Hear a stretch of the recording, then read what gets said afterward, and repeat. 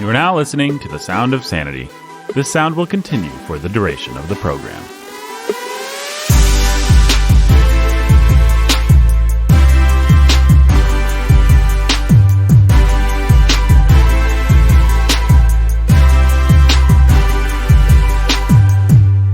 Hey everybody, welcome to Sound of Sanity.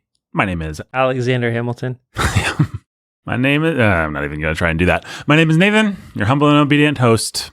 Sometimes I rap, actually. Hey, I'm Nathan. I'm your humble and obedient host, and I'm here to rap like a stilted Force ghost. You succeeded. Now we meet a guy who has the most, even though he would never boast. He's Benjamin Solzer. He's got a mole, sir. It's true. But he's never dull. Duh. I can't keep going because I can't compete with pure gold. All right. But I'm here. You are Benjamin Solzer, associate producer for the show. And you are about to introduce, in rap, our third compatriot. Awesome. The third man on our show Oh my goodness. is Pastor Jake. As you may know, he's not a rake. But he's got a cool wife who likes to bake. Let's stop this rapping, for goodness sake. We can do that. Sound of Sanity, the whitest show in all of podcasting. All right. Jake's the pastor. Ben's the associate producer. I'm your humble and obedient host. We are going to talk about Alexander Hamilton today. We're not going to review the show. If you want to hear me and Jake's thoughts on the new Disney Plus production, the new Disney Plus thing that's the old version of Hamilton with the original. You know what I'm talking about. The original Broadway cast. Yeah, I think everybody knows what I'm talking about. I haven't seen it, but I know what you're talking about. But your wife saw it She saw it in London. In London, yeah. Yep. That's pretty cool. She always goes to London to see musicals. That's my wife for you. Yeah. I mean, that is just like a classic, like... When I'm tempted to ask, where's Megan? I don't, because I just assume, of course, she's in London seeing another musical. She was working, folks. She was working. Okay, so we're not going to review it, but you can hear our review over at patreon.com/Sound of Sanity. It's out right there right now. It's actually free over there. You don't have to pay a dime. You just go there and you listen to it in that format, which, kind of softens you up to the idea of maybe giving us some moolah on Patreon. But you can hear that one without giving us any moolah. And you can hear lots of other good things at patreon.com/Sound of Sanity. I like Hamilton a lot, the show. I think that's probably worth saying, and you can hear more about that. I do have some concerns. Jake, would you agree with these sentiments? You got to go where I just said for that. But today I want to talk about an article that was published by that great place that publishes things, Vox. And the article is called You should clarify, because it sounded like you might have said Fox. No. Like Vox, like Vox and Friends, or the fantastic Mr. Vox. Oh. Did I clarify? Does everybody get it now? I think you just made it more confusing. Right. You did. Did I? Okay. You did. Vox. Like, what does the Vox say? What does the Vox say? Well, I'll tell you, Ben. I'm glad you asked. I know that you are. What the Vox says. I hate that song. Okay, it says, Hamilton is fanfic and its historical critics are totally missing the point. That's the name of the article. Pretty provocative title. Yep. Now, let me read the first paragraph of this article. Earlier this year, the New York Times turned heads by asking whether the hit Broadway musical, Hamilton's, historical fudging on certain points is, well, good for us. It's an excellent piece of concern trolling, giving several historians an opportunity to hand-wring about the musical's over-glorification of Alexander Hamilton, the immigrant revolutionary who authored the Federalist Papers and founded the U.S. Treasury. Unquote. So the article then goes on to talk about the ways that the musical fudges historical reality to make a, quote, unabashed elitist who liked big banks, mistrusted the masses, and at one point called for a monarchical presidency and a Senate that served for life, unquote, into its progressive immigrant hero. So I'm going to link to the article in the show notes and you can read the whole thing. But basically the point that it makes, well, let me just read another quote from the article. Quote, this criticism of how Hamilton places its title character in context might be legitimate if Hamilton weren't, well, what it is. In essence, Hamilton is a postmodern, metatextual piece of fanfic functioning in precisely the way that most fanfics do. It reclaims the canon for the fan. The article then goes on to argue, quote, Miranda's musical is fan fiction. That is, it's literally a creative text written by a fan that reinterprets or expands on a previously existing source material, or canon. More specifically, Hamilton is a fanfic of Cherno's biography of Alexander Hamilton and more generally of U.S. history itself. Here are a few structural elements that Miranda uses in order to create the uniqueness of Hamilton that are crucial common elements of much contemporary fanfic. RPF, real person fanfiction. Hamilton itself is RPF, part of a huge and ancient genre of fiction that retells stories of real historical figures, usually taking many liberties with historical accuracy. Next, alternate universe, a type of fanfic that changes something crucial about the original story or source material. Next, race bending, the act of changing a character's race or ethnicity to make the character part of an underrepresented cultural community, in turn creating a role for an actor from that community. Next, the modern AU, an AU or alternate universe that removes characters and or plots from their original context in the past and brings them into the present. Next, the political AU. An AU that puts the original characters and or plots into a different or new political context. Next, the crossover. A fanfic that combines elements of two or more fandoms. The article goes on to explain at some length how Hamilton does these things and ends like this. The fundamental objective of fanfic, especially when it is written by women, queer, and genderqueer people and people of color, is to insert yourself aggressively and brazenly into stories that are not about and were never intended to be about or represent you. Hamilton unites the stories of American independence with Black, Latino, and Asian actors who are excluded from it, and in doing so, allows these excluded citizens to put themselves back into the narrative. Hamilton is not just a story of history. It is the story of the ongoing struggle to make sure that people of color, immigrants, women, and other marginalized groups are included in the sequel. That's a little Hamilton reference. Fans of Hamilton don't flock to the musical because of the way it transforms the Founding Fathers. They flock to Hamilton because of everything the Founding Fathers never were. Unquote. So that was a lot of verbiage. Does somebody want to sum up the argument that this article is making? No. I hope that was helpful. Basically, it's saying that Hamilton is retconning history and giving us a narrative for us, for our time, that's historical. It's changing the historical canon. And that's okay. That's a good thing because it allows us to have a story that we can identify, and especially minorities can identify with in a modern context. And it doesn't really matter all that much. All this hand-wringing by historians doesn't matter all that much because what's crucial is the meta-narrative or the metatextual narrative that this is putting forward for us as something we can embrace for ourselves, a story, a rags to riches immigrant story that is for our time and we can claim as our own history. Jake, you texted me that article this morning. Yeah. Because it made you feel pretty queasy, uneasy. I don't know. Yeah. What's the word? I think I actually used the word terrified. Terrified. Yeah, and why was that? Well, on the one hand, the winners interpret history. Everybody's always interpreting history. Who lives, who dies, who tells the story. Right. That's a Hamilton reference. Yeah. Everybody is always trying to interpret history and interpret it in a way that pushes their beliefs or their narratives or whatever it is, their agendas, or that validates their agendas. Let me actually give you, before you go on, let me give two examples from the Warhorn canon, the stuff that we make. And we will maybe talk about whether these actually fall under what this person is talking about. So we have often tried to argue that Jane Austen was not a feminist, that she was just a happy aunt that loved her place in life, or at least was okay with it, and wasn't a social climber, wasn't bitter about all the kind of Marxist things that people try to read backwards into her novels, that if you actually read their novels, she seems like a biblical, godly kind of woman. We have also argued that Shakespeare seems like a guy that didn't take his art overly seriously, just considered himself to be a humble craftsman. And both of those points of view are us arguing from the text. You know, we're interpreting historical figures in a way that aligns with our beliefs. That's true.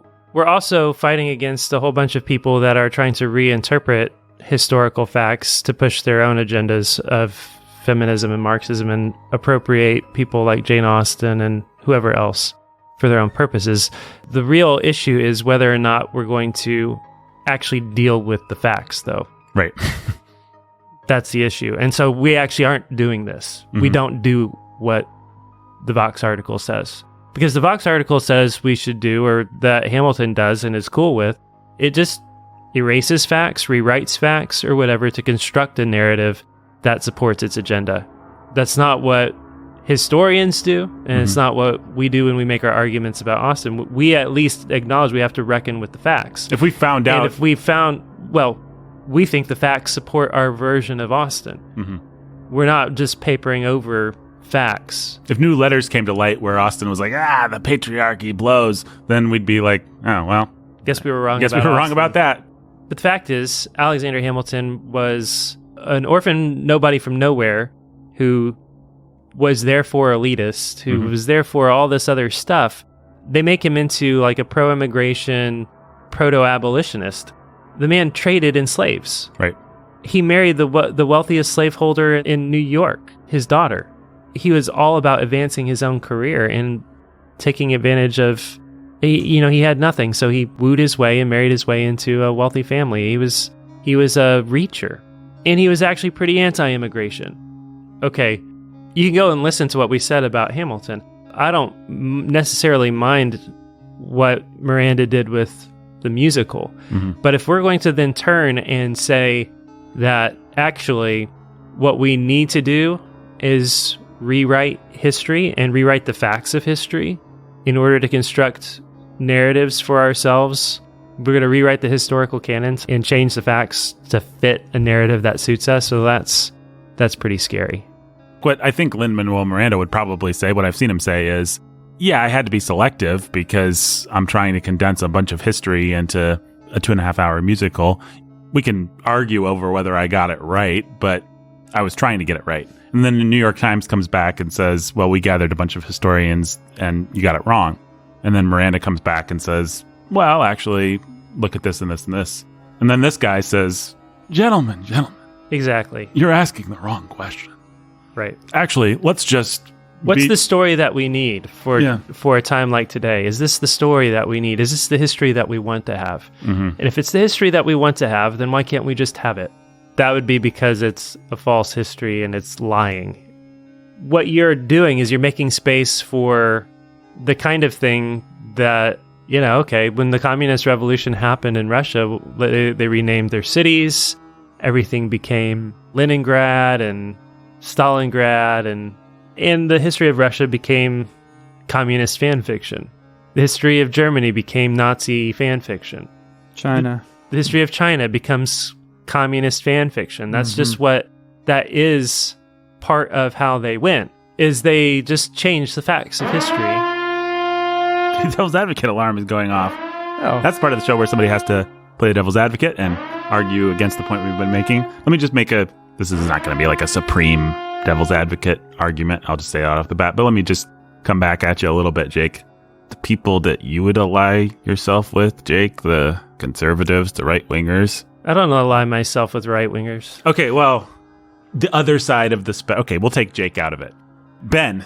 Hey. You're a flag-toting, all-American kind of a guy. Good boy. Right-wing as they come. That's right. Now, come on.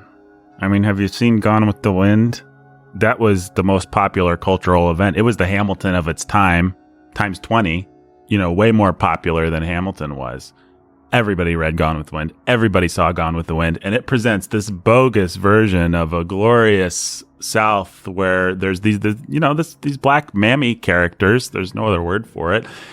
They're subservient and they're happy and everybody loves each other. And it's just great. And it's so sad that went away and is gone with the wind. Let me give you another example. The 1950s. Black people weren't treated very well in the 1950s. A lot of bad things happened in the 1950s. The military-industrial and yet the common cultural idea that we have is Leave It to Beaver, is the Andy Griffith Show, is the cute little housewife at home making muffins and the husband coming home in his suit and his tie and smoking a delicious cigarette. Well, you seem happy today. Well, why shouldn't I be? I have the two things that would make any man happy. A gorgeous wife, and I'm smoking a kid. Which do you like the best? Now, there's a tough one. Let me see. For cooking and for dancing and kissing, you satisfy best. But for filter and taste, Kent satisfies best. I'll accept that. As a matter of fact, everybody on all sides is always appropriating history, using it for their agendas. If the downtrodden, if the immigrants are finally getting their say, you going to be sour grapes about that? The issue isn't people making artistic statements about history, and the issue isn't people trying to interpret history for themselves. The issue is somebody saying we should have a principle about rewriting history and putting this forward as nobody who made Leave It to Beaver said we're writing history here. But they didn't have to. I mean, this guy's They're making art. This guy's just being honest. Well, and he's not really. I mean, his principle is that we should have good fan fiction, and he's acknowledging it's fiction. It's in the name. Real person RPF, real person fan fiction. Isn't his principle that we should do this? We should acknowledge we're doing it, and we should say, well, of course this isn't true, but we are just simply making a use of history, like Leave It to Beaver, to help ourselves process who we actually are. Yep, that's what he's saying. I am completely wrong for feeling uncomfortable with it. Oh, good.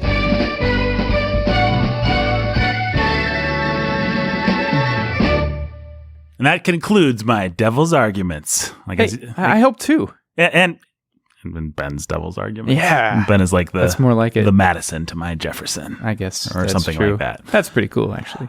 I guess you guys were in the room where it happened. It being Jake was devastated by my amazing arguments. Yep.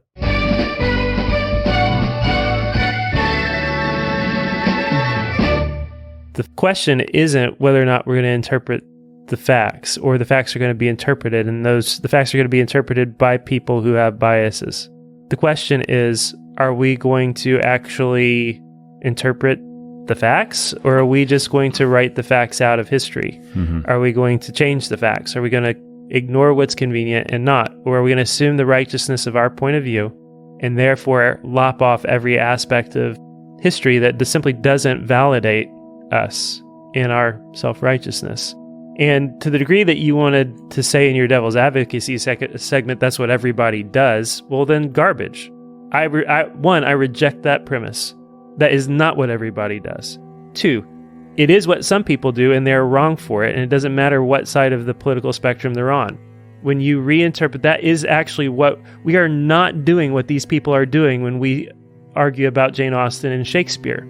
What we're doing is we're rejecting their rejection of the plain facts. They want to lop off things about Jane Austen, what she has done and what she has said and what she has stood for, and then reinterpret her and use her for their own agenda. There are plenty of people out there like that you can do that with. Take Shelley, take Byron, take any number of historical figures who are trying to do what they want Jane Austen to have done.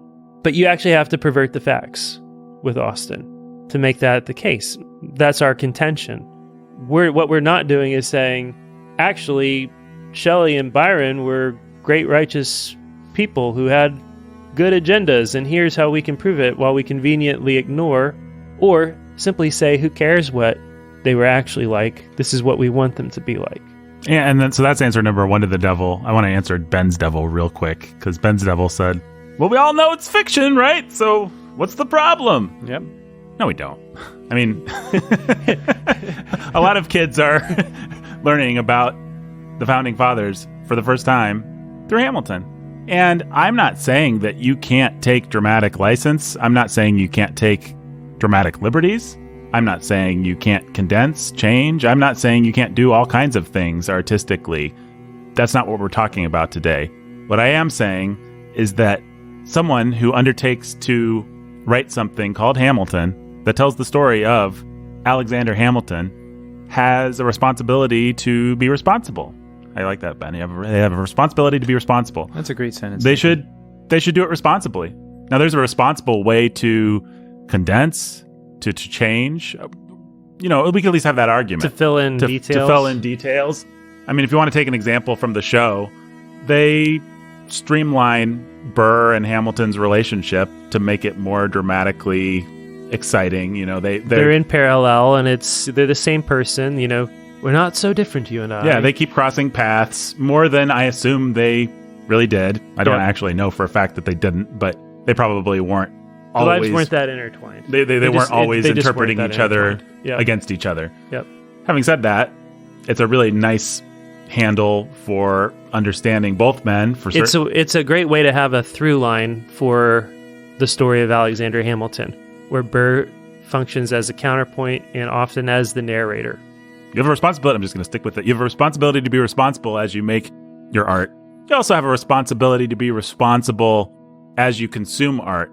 And I think someone who is consuming art responsibly generally understands the kind of liberties that something like Hamilton will take. I hope the average literate person, maybe I'm being idealistic here, but I would hope that the average literate adult American citizen watching Hamilton would assume, oh yeah, he's streamlining things and he's taking some dramatic license. What they wouldn't assume, this story is completely bogus. Right. Nobody going into Hamilton thinks that Alexander Hamilton was actually a Puerto Rican Latino.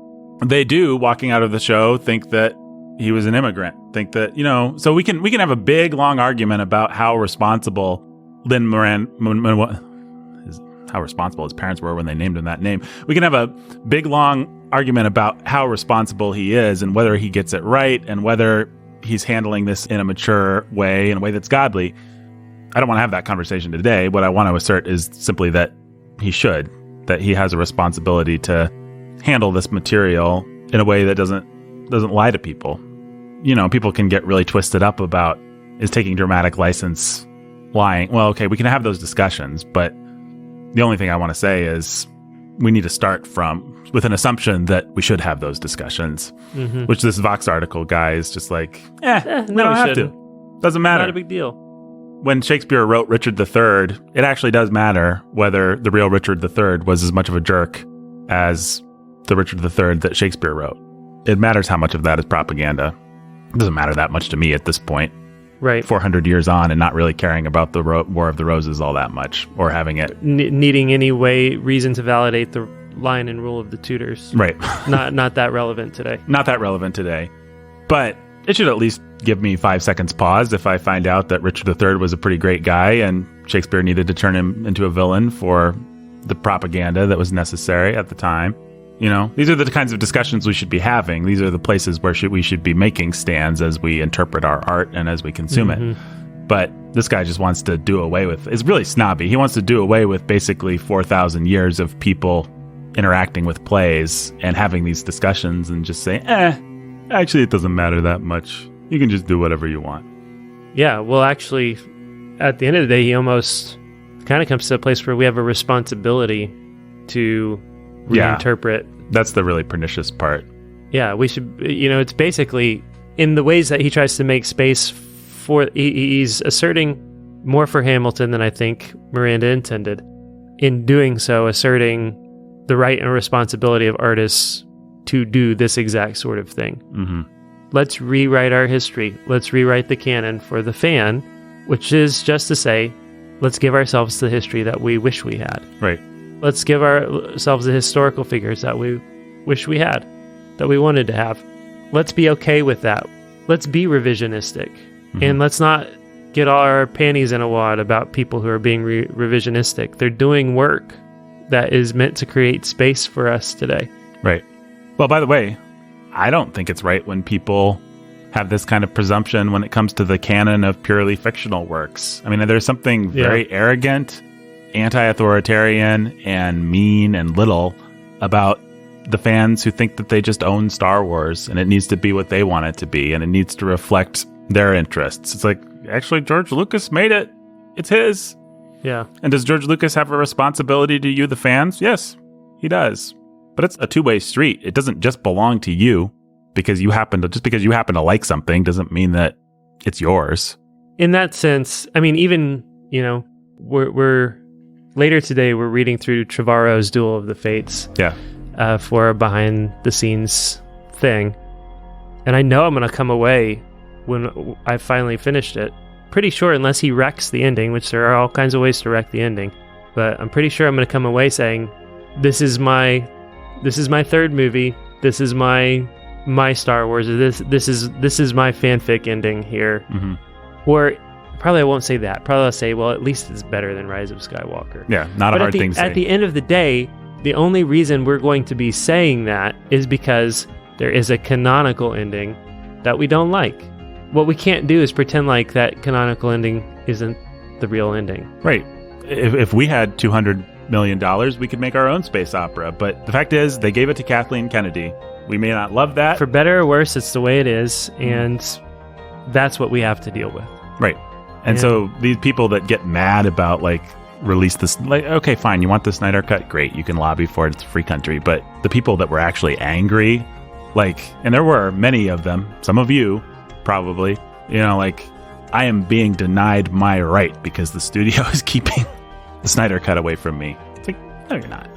Well, and that same mentality is you live in a country that has unparalleled wealth and liberty, and it is the function of the work of a bunch of old, dead, white slaveholders. Mm-hmm. You can not like that all you want, but those are the facts of history.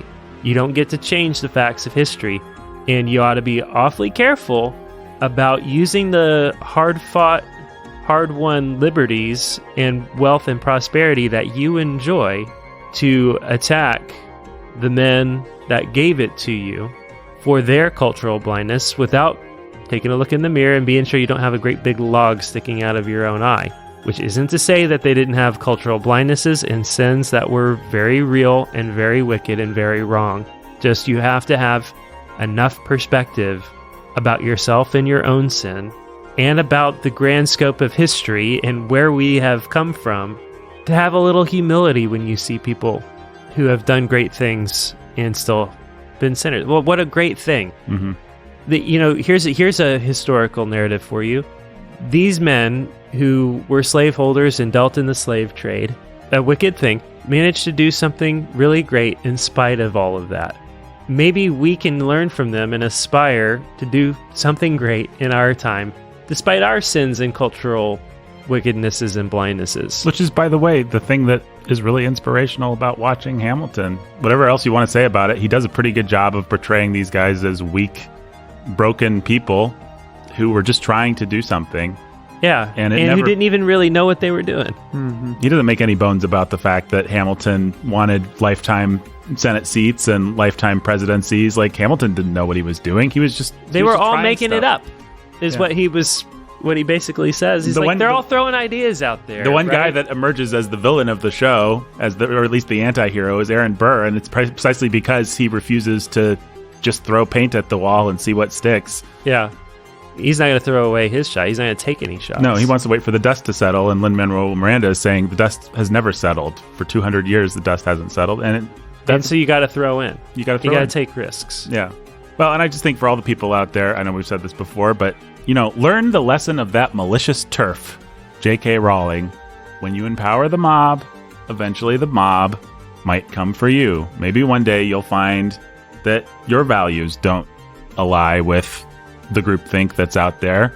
Yep. And then you will be sorry that the groupthink that is out there has been given the power that you helped give. So what you're saying is real person fan fiction doesn't stay in its place. It actually becomes real life mob rule. Mm-hmm. Right? Yeah. And that's what this article basically is espousing, and that's what we're seeing.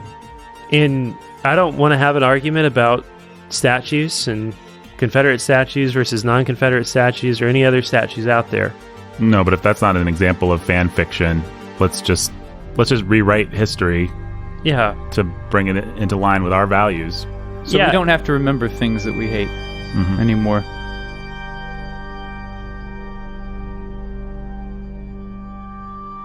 And there's a flip side perspective to that too, which is these statues represent a different kind of fan fiction. Some of them represent, the Scarlett O'Hara Gone with the Wind fan fiction. Mm-hmm. But let's stop replacing fan fiction with fan fiction. Right. Let's just give up the whole idea of fan fiction and let's have a real historical acknowledgement of who we are, where we've come from, and what we need to do moving forward. Well, that's the real lie of the devil. He's like, oh, let's give it to the devil that the conservative side has always done that. Let's say he's right. You don't beat it by coming back with your own fan fiction. You don't beat a lie by coming back with a lie. I mean, it's what I hate. Like, there's this whole notion of, I don't know what you'd call it, like corrective lying. You know, if a few good cops go down in Black Lives Matter, then we need to lynch a couple cops, and it doesn't matter if they're guilty or not, because it's a way to send a message about police brutality, and it all equals out one way or another. Yeah, #MeToo, #BelieveWomen. Yep. If a few men are accused of rape falsely and go down for it, so much the better, because that'll send a shockwave and, whatever. But that is a fundamental denying of any principle of justice, any notion of objective morality, any understanding of rule of law. What we want is not retaliation and revenge and yin and yang and sides versus sides. What we want is justice. And that justice has to be unilaterally applied in all situations. And that doesn't mean that because we have a perceived systemic injustice over here, we need to counterbalance it with an injustice on the other side. It means that we need to be moving towards justice in each and every case. Period. That's one of the things I love. I've just, for whatever reason, been reading through, because I'm reading the Bible, because I like to read the Bible. I've been reading Leviticus and Numbers, and it's fascinating in the Mosaic Law how many times it says, you shall not show preference to the poor. Like, it says that a whole bunch, and then it says, you shall not show preference to the rich. And we all know we only need to hear one of those, Nathan. Yeah. We all know that. The entire premise that Marxism is built on is we all always want to show preference to the rich, so therefore we must show preference to the poor. We must show systemic preference to the poor. I'm all for charity towards the poor, but what we want is justice, not preference to anybody. Yep. Partiality is the problem. Mm-hmm. So long as it's just a question of who you're being partial toward. On the one hand, we acknowledge everybody's got their partialities, everybody's got their prejudices, everybody's got their biases. The rule of law exists to put a blindfold on us. It's the blindfold that we're working toward. And it's the blindfold that we ought to be constantly working toward and demanding. And there are always going to be people who are going to want to swing one way or other in their partialities. The rule of law has to be impartial. So then people come back and say, well, the law by which you rule is itself partial and prejudiced against the people group. Okay, then the answer is not reject the rule of law. The answer is change the law. Let's not reject the idea of a governing authority and a rule of law, and replace that with mob justice, which is intrinsically less just. Let's work through the law and let's change the law. I agree that the law is unjust in many places. Our law sanctions the murder of children. Let's start there. Okay, the law needs to change. But what we don't give up in the process is the rule of law. Right, and this weird syllogism that Christians have of, this weird unspoken syllogism, or maybe spoken in some places, of the government allows the murder of babies, so therefore I'm allowed to jaywalk. Yeah, okay, you've just embraced anarchy. Right. Good job. You're now anti-Christian. God gives the sword. And to tie that back to Hamilton, you don't get to reject the rule of facts. The proper response is not, it doesn't matter if Hamilton is factual because its purpose is to reclaim history for this special interest group or these groups. The proper response is, well, if there is a historical inaccuracy, let's talk about it. Right.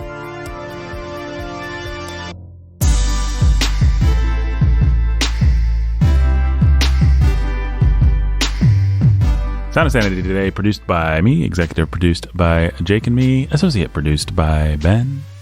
You can go to patreon.com/Sound of Sanity for all our skits. A lot of times the skit of the week comes out early there. That's pretty cool, right? You can listen to our review of Hamilton, me and Jake's review. It's actually up there for $0. And you can support this great work. Once again, that's patreon.com/Sound of Sanity.